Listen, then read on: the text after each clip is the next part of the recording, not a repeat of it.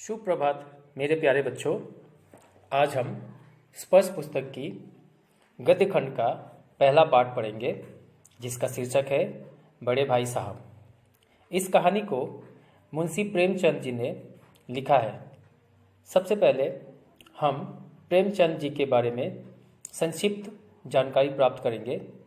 उसके बाद पाठ प्रवेश और अंत में कहानी को पढ़ेंगे और उसको सरल शब्दों में व्याख्या करेंगे।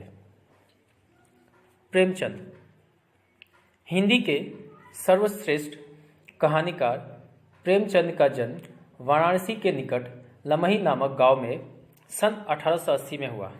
उनकी आरंभिक शिक्षा गांव में हुई। छुटपन में ही अर्थात बचपन में ही उनके पिता का देहांत हो गया, इसलिए घर की जिम्मेदारी असमय अर्थात समय से पहले ही उनके कंधों पर आ पड़ी। वे 10वीं पास करके प्राइमरी स्कूल के शिक्षक बन गए। नौकरी में रहकर ही उन्होंने बीए पास किया। इसके बाद वे शिक्षा विभाग में सब डिप्टी इंस्पेक्टर ऑफ स्कूल्स के रूप में नियुक्त हो गए। मुंशी प्रेमचंद ने 350 कहानियां और 11 उपन्यास लिखे। उनकी कहानियां मानसरोवर नाम से 8 भागों में संकलित है। उनके प्रसिद्ध उपन्यास है सेवा सदन, प्रेमाश्रम, रंगभूमि, निर्मला, गबन, कर्मभूमि और गोदान। करबला और प्रेम की वेदी नामक उनके 2 नाटक भी है। उनके द्वारा लिखित निबंध कुछ विचार और विविध प्रसंग नामक संकलन में संकलित है। पाठ प्रवेश। अभी तुम छोटे हो, इसलिए इस काम में हाथ मत डालो। यह बात अक्सर हम अपने बड़ों से सुनते रहते हैं। यह सुनते ही कई बार बच्चों के मन में आता है, काश हम बड़े होते तो कोई हमें यूं न टोकता। लेकिन इस भुलावे में न रहिएगा, क्योंकि बड़े होने से कुछ भी करने का अधिकार नहीं मिल जाता। घर के बड़े को कई बार तो उन कामों में शामिल होने से भी अपने को रोकना पड़ता है जो उसी उम्र के और लड़के बेधड़क करते रहते हैं। प्रस्तुत पाठ में भी एक बड़े भाई साहब है जो है तो छोटे ही, लेकिन घर में उनसे छोटा एक भाई और है। उससे उम्र में केवल कुछ साल बड़ा होने के कारण उनसे बड़ी बड़ी अपेक्षाएं की जाती है। अपेक्षाएं का अर्थ है आशाएं। बड़ा होना या बड़े होने के नाते वह खुद भी यही चाहते हैं और कोशिश करते हैं कि वह जो कुछ भी करे वह छोटा भाई के लिए एक मिसाल का काम करे। इस आदर्श स्थिति को बनाए रखने के फेर में बड़े भाई साहब का बचपना तिरोहित हो जाता है। तिरोहित का अर्थ है गायब या लुप्त। बड़े भाई साहब।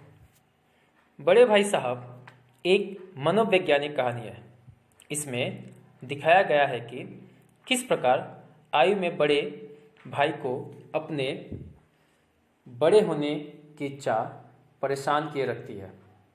उसमें बड़े होने के योग्य गुण चाहे बिल्कुल ना हो, फिर भी वह किस प्रकार बड़प्पन के रास्ते निकाल लेता है। मेरे भाई साहब मुझसे 5 साल बड़े, लेकिन केवल 3 दर्जे आगे। दर्जे का अर्थ है कक्षा।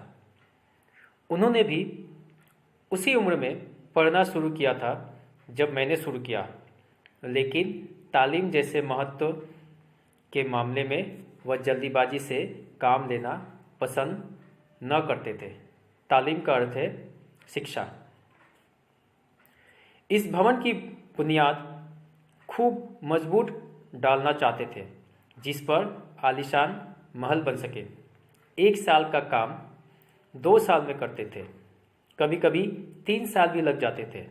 बुनियाद ही पुख्ता ना हो तो मकान कैसे पायदार बने। अर्थात कहने का तात्पर्य यह है कि एक ही कक्षा में वो 1 वर्ष से अधिक, कभी कभी 2 वर्ष तो कभी कभी 3 वर्ष लगा देते थे।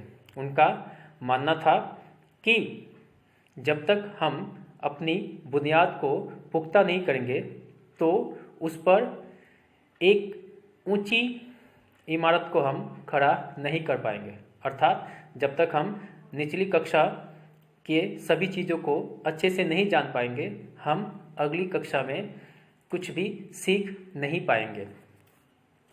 मैं छोटा था, वह बड़े थे। मेरी उम्र 9 साल थी, वह 14 साल के थे। उन्हें मेरी तमीह और निगरानी का पूरा और जन्मसिद्ध अधिकार था और मेरी शालीनता इसी में थी कि उनके हुक्म को कानून समझूं। तमीह का अर्थ होता है डांट डपट और निगरानी का अर्थ होता है ध्यान रखना। वह स्वभाव में बड़े अध्ययनशील थे, अर्थात हर वक्त पढ़ाई करते रहते थे, हरदम किताब खोले बैठे रहते थे और शायद दिमाग को आराम देने के लिए कभी कॉपी पर, किताब के हाशियों पर चिड़ियों, कुत्तों, बिल्लियों की तस्वीरें बनाया करते थे। कभी कभी एक ही नाम या शब्द या वाक्य 10 से 20 बार लिख डालते हैं। कभी एक शेर को बार बार सुंदर अक्षरों में नकल करते, कभी ऐसी शब्द रचना करते जिसमें न कोई अर्थ होता न कोई सामंजस्य।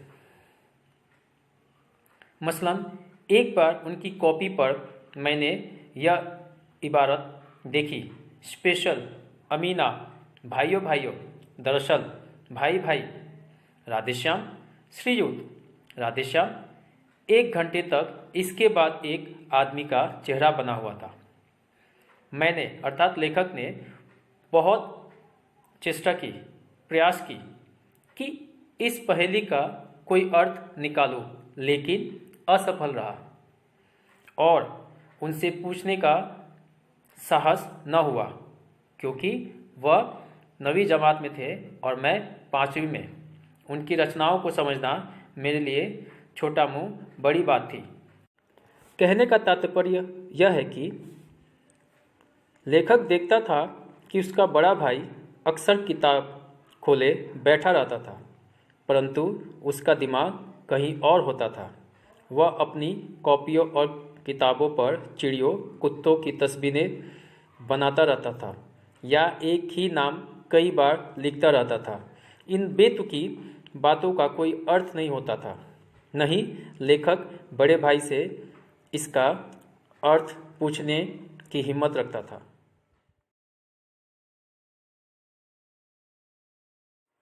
मेरे प्यारे बच्चों, यह कहानी बहुत ही सुंदर है, इसलिए मैं तुम सभी से आशा करता हूँ कि इस कहानी को ध्यान से सुनोगे। ऐसा भी हो सकता है कि तुम में से बहुत सारे छात्र ऐसे हो जिनके जीवन में कुछ ऐसी घटनाएं वो कभी कभी घटी होगी जो इस कहानी की कुछ घटनाओं से मिलती जुलती हो। इसलिए मैं आशा करूँगा कि आगे ध्यान से सुनना। मेरा जी पढ़ने में बिल्कुल न लगता था। 1 घंटा भी किताब लेकर बैठना पहाड़ था। मौका पाते ही हॉस्टल से निकलकर मैदान में आ जाता और कभी कंकड़ियाँ उछालता, कभी कागज़ की तितलियाँ उड़ाता और कहीं कोई साथी मिल जाए तो पूछना ही क्या। कभी 4 दीवारी पर चढ़कर नीचे कूद रहे हैं, कभी फाटक पर सवार उसे आगे पीछे चलाते हुए मोटर कार का आनंद उठा रहे। लेकिन कमरे में आते ही भाई साहब का वह रुद्र रूप देखकर प्राण सूख जाते। कहने का तात्पर्य यह है कि लेखक को पढ़ाई में बिल्कुल भी मन नहीं लगता था। 1 घंटा भी उसे ठीक से पढ़ा नहीं जाता था। इसलिए जैसे ही मौका मिलता वो हॉस्टल से बाहर निकल जाता और अपने मित्रों के साथ खेलने लगता। और वापस जब हॉस्टल में आता, कमरे में आता, तो भाई साहब को क्रोधित देखकर वह बहुत डरा हुआ महसूस करता, इतना डरा हुआ कि उसके प्राण सूख जाते। उनका पहला सवाल यह होता था, कहाँ थे? हमेशा यही सवाल इसी ध्वनि में हमसे पूछा जाता था और इसका जवाब मेरे पास केवल मौन था। भाई साहब हमेशा यही सवाल पूछते कि कहाँ पर थे, और लेखक के पास इसका कोई जवाब नहीं होता। न जाने मेरे मुंह से यह बात क्यों न निकलती कि जरा बाहर खेल रहा था। मेरा मौन कह देता कि मुझे अपना अपराध स्वीकार है और भाई साहब के लिए उसके सिवा और कोई इलाज न था कि स्नेह और रोष से मिले हुए शब्दों से मेरा सत्कार करे। लेखक कहना चाह रहा है कि पता नहीं क्यों उस समय मैं अपने मुंह से यह भाई साहब को क्यों नहीं कह देता था कि जरा सा बाहर खेलने गया था, जिससे कि वह मुझे डांटे नहीं। परंतु लेखक के पास इसका कोई जवाब न होता था और उसकी चुप्पी यह बात को सिद्ध करती कि हाँ, मुझसे गलती हुई है, मुझसे भूल हुई है, मैंने अपराध किया है, आप चाहे तो मुझे दंड दे सकते हैं। मेरे प्यारे बच्चों, आज की कक्षा में इतना ही। शेष भाग हम अगली कक्षा में पढ़ेंगे, सुनेंगे या जानेंगे। मैं आशा करता हूँ कि यहाँ तक की जितनी भी व्याख्या मैंने की है वो अच्छे से समझ में आ गई होगी।